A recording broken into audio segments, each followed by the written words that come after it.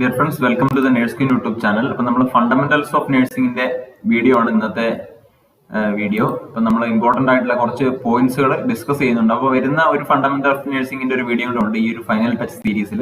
അപ്പോൾ അതും കൂടി ആകുമ്പോൾ നമുക്ക് ഇമ്പോർട്ടന്റ് ആയിട്ടുള്ള കുറച്ച് പോയിന്റ്സ് കൂടുതൽ ഡിസ്കസ് ചെയ്യാം.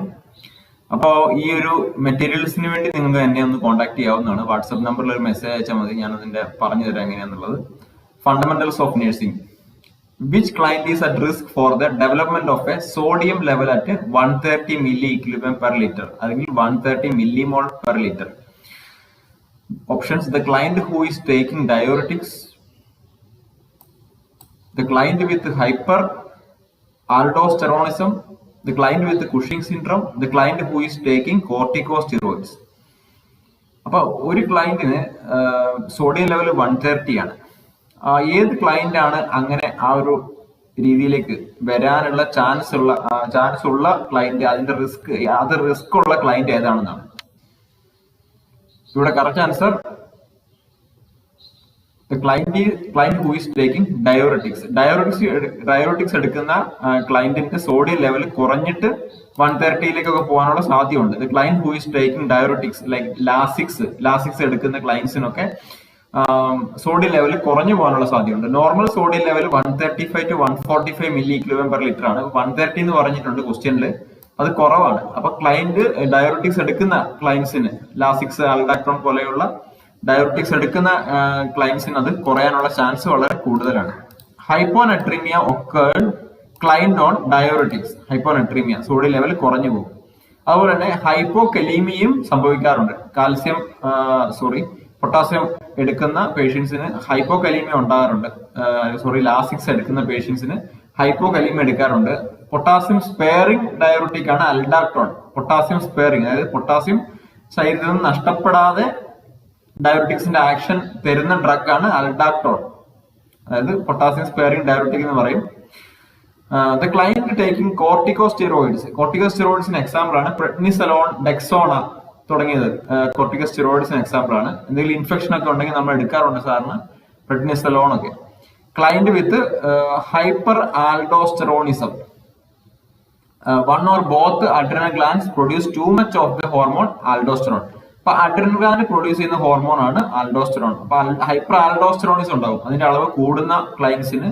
അതുപോലെ കുഷിംഗ് സിൻഡ്രോം ഉള്ള പേഷ്യൻസിന് ഹൈപ്പോനട്രീമിക്കുള്ള റിസ്ക് ഉണ്ട്. അപ്പൊ ഏതൊക്കെ പേഷ്യന്റ് കോർട്ടിക്കോസ്റ്റെറോയിഡ്സ് എടുക്കുകയാണെങ്കിൽ, അതുപോലെ ഹൈപ്പർ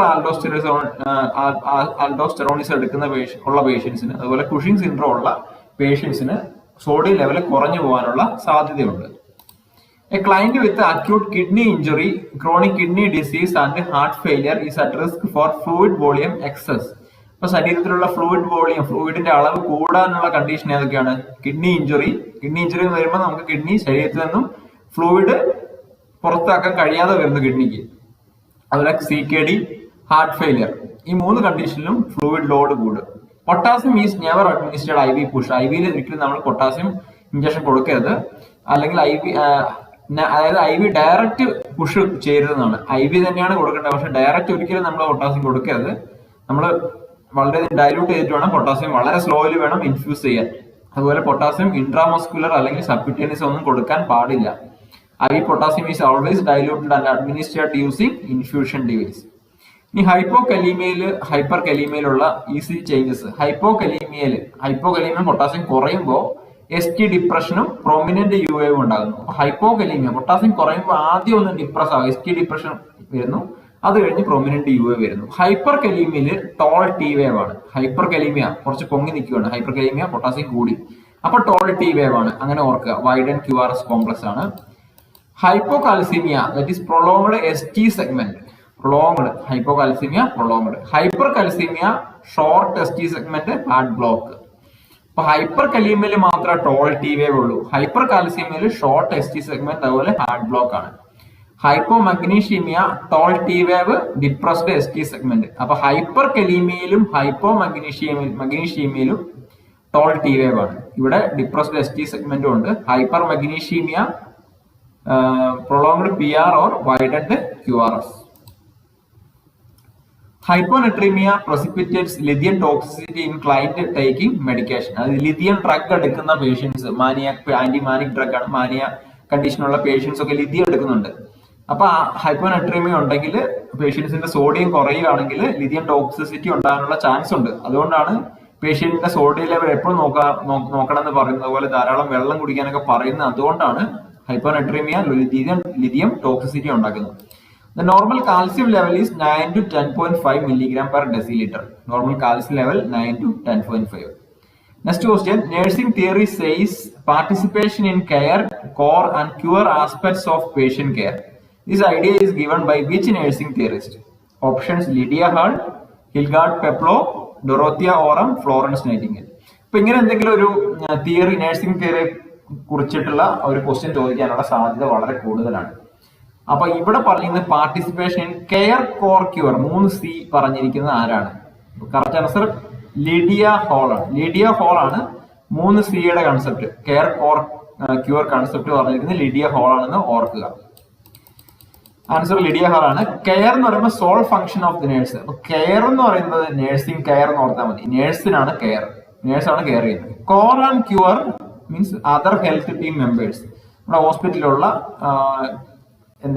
മറ്റുള്ള എന്തൊക്കെ ടീം മെമ്പേഴ്സ് ഉണ്ട്. ഹെൽത്ത് മാത്രമല്ല, ഇപ്പോ നമ്മുടെ HR മാനേജ്മെന്റ് തുടങ്ങി അങ്ങോട്ട് വളരെയധികം പറയുകയാണെങ്കിൽ കുറെ ഉണ്ട്. ഫാർമസിസ്റ്റ്, ലാബ് ടെക്നീഷ്യൻ, അങ്ങനെ തുടങ്ങി ഡോക്ടേഴ്സ് മുതൽ അങ്ങനെ തുടങ്ങിയിട്ട് കുറെ ഉണ്ട്. അപ്പൊ അവര് കോർ ആൻഡ് ക്യൂർ ആണ്. പേഴ്സൺ എന്ന് പറയുന്നത് കോർ ആസ്പെക്ട് പേഴ്സൺ. അതായത് പേഴ്സൺ നമ്മൾ ഒരു പേഷ്യന്റ് വരികയാണെങ്കിൽ അവരെ പല രീതിയിലുള്ള ആളുകൾ വന്നു കാണും. സോഷ്യൽ വർക്കർ വന്ന് കാണും. അങ്ങനെയുള്ള ആളുകൾക്ക് അത് കോർ ആസ്പെക്ട് ആണ് person. Pathology condition and treatment cure aspect എന്ന് പറയുന്നത് pathology condition and treatment. Body that is a care aspect. ആ 3 നിങ്ങൾ ഓർത്ത് വെക്കുക. പേഴ്സൺ, അതുപോലെ cure aspect, body, care aspect. ആ 3 നോക്കുക. ഹിൽഗാർഡ് പെപ്ലോ അദ്ദേഹം 4 ഇന്ററാക്ഷൻ 4 ഫേസിലൂടെയാണ് നഴ്സിംഗ് കെയർ പോവുക എന്ന് പറഞ്ഞിരുന്നത്. നമ്മൾ എപ്പോഴും പഠിക്കുന്നതാണ് 4 ഫേസ്. ഈ 4 ഫേസ് തിയറി പറഞ്ഞത് ഹിൽഗാർഡ് പെപ്ലോ ആണ്. Pre interaction, orientation, working and termination phase. ഇവിടെ ഇതില്ല, ഇത് ആൻഡ് എന്നാണ്. Pre interaction, orientation, working and termination phase. ഇങ്ങനെ 4 ഫേസിനെ പറ്റി പറഞ്ഞത് ഹിൽഗാർഡ് പെപ്ലോ. ഇനി ഡൊറോത്തിയ ഓറം എന്താ പറഞ്ഞത്? Self care deficit nursing theory പറഞ്ഞത് Dorothea Orem self care theory എന്ന് പറയാം. Patients are better able to recover when they maintain some independence over their own self care. Independence ഉണ്ടെങ്കിൽ അവരുടെ സെൽഫ് കെയറിൽ സ്വന്തമായിട്ട് അവർക്ക് തന്നെ അവരെ നോക്കാൻ കഴിയുന്നുണ്ടെങ്കിൽ, കുറച്ച് കെയർ ചെയ്യാൻ കഴിയുന്നുണ്ടെങ്കിൽ പേഷ്യന്റ് ബെറ്റർ ആവുന്നതാണ് ഡൊറോത്തിയ ഓറം പറയുന്നത്. വളരെ ശരി തന്നെയാണ്. ഫ്ലോറൻസ് നൈറ്റിംഗേൽ എൻവയോൺമെന്റൽ തിയറി പറഞ്ഞത് ഫ്ലോറൻസ് നൈറ്റിംഗേൽ ആണ്. എൻവയോൺമെന്റൽ തിയറി എക്സ്പ്ലെയിൻ അബൌട്ട് 5 എലമെന്റ്സ്. എന്തൊക്കെയാണ് പറഞ്ഞത്? Pure water, fresh air, efficient drainage, light and cleanliness. പറഞ്ഞത് ഇതില്ല കേട്ടോ, ഇത് ഇവിടെ തെറ്റി, ആൻഡെന്ന് മാത്രമേ ഉള്ളൂ. അപ്പൊ ഫ്ലോറൻസ് നൈറ്റിംഗേൽ പറഞ്ഞ എൻവയോൺമെന്റൽ തിയറിയിൽ 5 എലമെന്റ്സിനെ പറ്റി പറഞ്ഞു. Pure water, fresh air, efficient drainage, cleanliness. നമ്മൾ പറഞ്ഞാണ് ആദ്യത്തെ നേഴ്സ് റിസർച്ചറാണ്. അപ്പൊ അവര് ആദ്യം ഒരു നേഴ്സിംഗ് എന്ന് പറയുമ്പോൾ ആ ഒരു ക്ലീൻ ആയിട്ടുള്ള എൻവയോൺമെന്റ് വേണം എന്ന് പറഞ്ഞത് ഫ്ലോറൻസ് നൈറ്റിംഗേൽ ആണ്. വിർജീനിയ ഹാൻഡേഴ്സൺ 14 ബേസിക് നീഡ്സിനെ പറ്റി പറഞ്ഞ് വിർജീനിയ ഹാൻഡേഴ്സൺ ആണ്. അതുപോലെ നമ്മുടെ നേഴ്സിംഗ് ഡെഫിനിഷൻ തന്നത് വിർജീനിയ ഹാൻഡേഴ്സൺ ആണ്. അപ്പൊ നൈറ്റിംഗേൽ കഴിഞ്ഞാൽ നെക്സ്റ്റ് ഏറ്റവും പ്രധാനപ്പെട്ട ഒരാളാണ് Virginia Andersen. Nursing as the unique function of the nurse, that is to assist the individual, sick or well, in the performance of those activities contributing to health or its recovery or to peaceful death, that he would perform unaided if he had necessary strength, will or knowledge. അപ്പൊ നമ്മൾ nursing കോഴ്സിന് join ചെയ്ത് കഴിഞ്ഞാൽ അപ്പോൾ തന്നെ നമ്മൾ പഠിക്കുന്ന എല്ലാ നഴ്സുമാരും നമുക്കെല്ലാം അറിയുന്ന ഡെഫിനേഷൻ ആണിത്. അപ്പൊ ഈ ഒരു ഡെഫിനേഷൻ തന്നത് വിർജീനിയ ഹാൻഡേഴ്സൺ ആണ്. 14 ബേസിക് നീഡ്സിനെ പറ്റി പറഞ്ഞത് വിർജീനിയ ഹാൻഡേഴ്സൺ ആണ്. എക്സാമിന് ചോദിക്കാം. അപ്പൊ ഈ ഡെഫിനേഷൻ തന്നിട്ട് അത് ആരാണ് എഴുതിയതെന്ന് ചോദിച്ചാൽ നിങ്ങൾ ഒരിക്കലും മറക്കരുത്, വിർജീനിയ ഹാൻഡേഴ്സൺ ആണ്. ഇനി ബെറ്റി ന്യൂമാൻ പറഞ്ഞത് സിസ്റ്റം മോഡലാണ്. സിസ്റ്റം മോഡൽ പറഞ്ഞത് ബെറ്റി ന്യൂമാൻ ആണ്. 1972 കേട്ടോ. ഇനി അടുത്തൊരു question, how much is the maximum ml of solution that can be absorbed by a well developed deltoid muscle? പ്രാവശ്യത്തെ ഹോമിയോ ക്വസ്റ്റ്യൻ ആയിരുന്നു. നമ്മുടെ ഡെൽറ്റോയിഡ് മസിൽ, കയ്യിലുള്ള ഇവിടെയുള്ള മസിലിൽ എത്രമാത്രം ml സൊല്യൂഷൻ ഇഞ്ചക്ഷൻ നമുക്ക് അബ്സോർവ് ചെയ്യാൻ കഴിയുമെന്നാണ്. Options 1 ml, 0.5 ml, 1.5 ml, 2 ml. അപ്പൊ അബ്സോർവ് ചെയ്യാൻ കഴിയുന്നത് 1 ml ആണ്. പലരും 2 ml ആണോ എന്ന് സംശയിച്ചേക്കാം. 2 ml വരെ മാക്സിമം ഇഞ്ചക്ഷൻ വെക്കാൻ കഴിയുന്നതാണ് ഡെൽറ്റോയിഡ് മസിലിൽ. പക്ഷെ അബ്സോർഷൻ വരുന്നത് 1 ml ഉള്ളൂ. 1 ml ആണ് correct answer. The ventrogluteal muscle can accommodate up to 2.5 ml with a maximum volume of 3 ml. Ventrogluteal muscle നമ്മുടെ ബട്ടക്സിന്റെ ഭാഗത്തുള്ള മസിലാണ് വെൻട്രോഗ്ലൂട്ടിയൽ മസിൽ. അവിടെ മാക്സിമം 3 ml ആണ്. Rectus femoris and vastus lateralis remain the recommended sites for volume up to 5 ml in adults. 5 ml അഡൽട്ടിന് കൊടുക്കുന്ന ആ ഒരു സൈറ്റ് എവിടെയെന്ന് ചോദിച്ചാൽ റെക്ടസ് ഫെമോറിസ് പോലെ വാസ്റ്റസ് ലാറ്ററാലിസ്. വാസ്റ്റസ് ലാറ്ററാലിസ് സാധാരണ നമ്മൾ ഇൻഫൻസിനാണ് കൊടുക്കാറുള്ളത്. Next question, a patient had an eye injury and brought to ophthalmic hospital. Which of the following intervention should not be advised? അപ്പോൾ പേഷ്യന്റിന് ഒരു ഐ ഇഞ്ചുറി വന്നു, ophthalmic ഹോസ്പിറ്റലിലേക്ക് കൊണ്ടുവന്നു. ഏത് ഇന്റർവെൻഷൻ ആണ് അഡ്വൈസ് ചെയ്യാൻ പാടില്ലാത്തതെന്നാണ്. അപ്പൊ ഇങ്ങനെയുള്ള ക്വസ്റ്റ്യൻസ് ഒക്കെ വരുന്നുണ്ട്.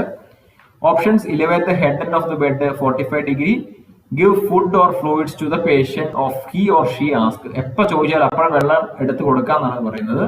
Instruct the patient not to blow the nose, do not apply pressure on the eyes.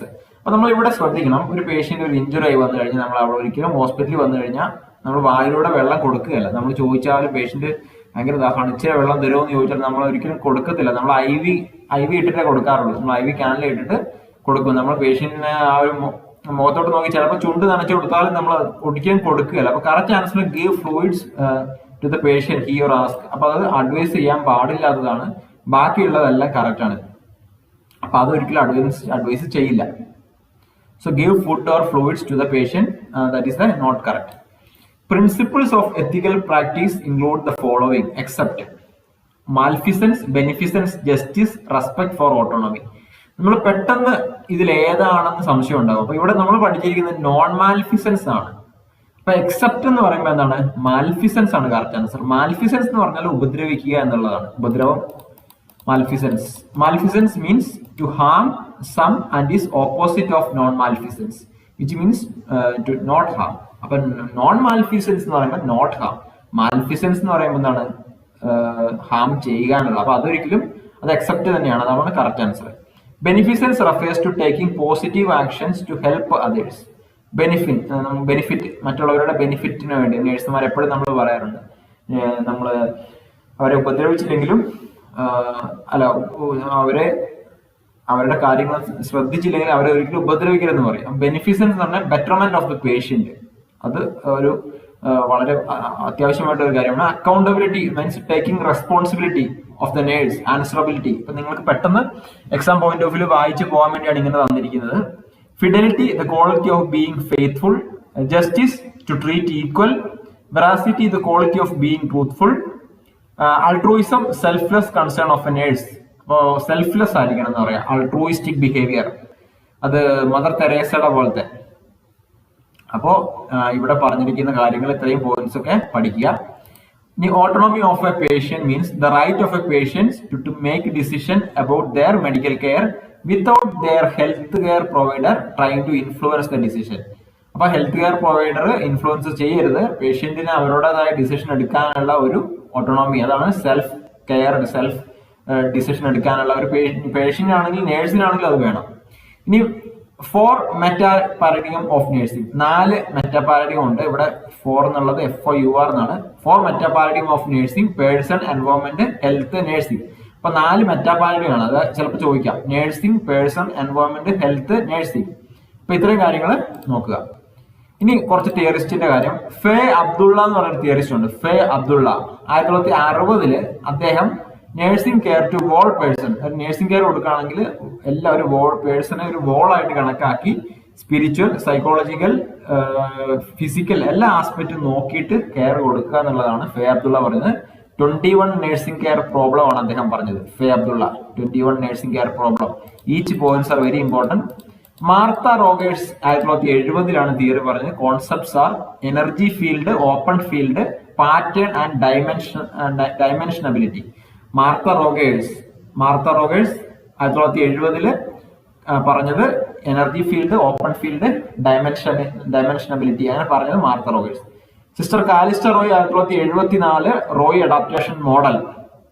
Okay, ഇനി ബാരിയർ യൂസ്ഡ് ഇൻ നഴ്സിംഗ്. കുറച്ച് പോയിന്റ്സുകളാണ് എല്ലാം. Types of isolation, how to spread pathogen, technique used. Types of isolation, respiratory isolation ആണെങ്കിൽ droplet ഇൻഫെക്ഷനിലൂടെയാണ് പകരുന്നത്, wear mask. Enteric isolation വയ ഫീക്കസിലൂടെയാണ് പകരുന്നത്. Enteric പകരുന്ന രോഗങ്ങൾ ലൈക്ക് ടൈഫോയിഡ് പകരുന്നത് via faeces, wear glove and gown. Wound and skin isolation, contact with infected വൂണ്ടുമായിട്ട് direct contact വരുന്നു, wear gowns and glove. Blood isolation, ബ്ലഡുമായിട്ട് ടച്ച് വരുന്നു, spread via blood like hepatitis B, AIDS, wear gloves. Okay, next question. Infection occurs following treatment modality or procedures is known as. Options: iatrogenic infection, nosocomial infection, concurrent infection, fomit infection.